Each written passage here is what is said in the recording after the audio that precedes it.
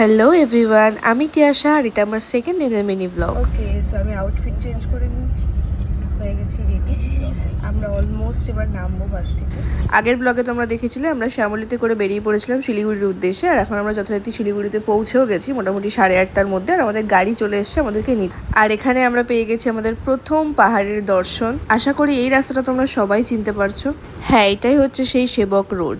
বর্ষার কারণে অন্যান্য বারের তুলনায় রাস্তাটা কিন্তু বেশ সুন্দর লাগছিল। আর তোমরা সবাই জানো এখন কিন্তু পাহাড়ে খুব জ্যাম হচ্ছে।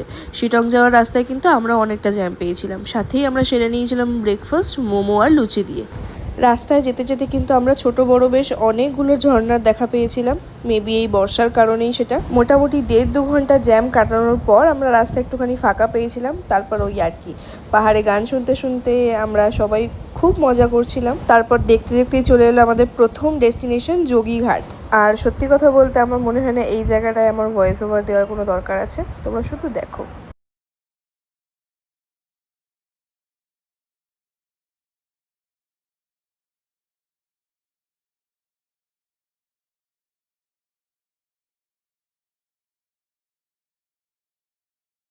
অসাধারণ সুন্দর স্নিগ্ধ একটা জায়গা, যেখানে গেলেই মন ভালো হয়ে যায়। আর এরপরেও আমরা যাবো আর দুটো জায়গাতে, যেটা আসছে পরের ব্লগে।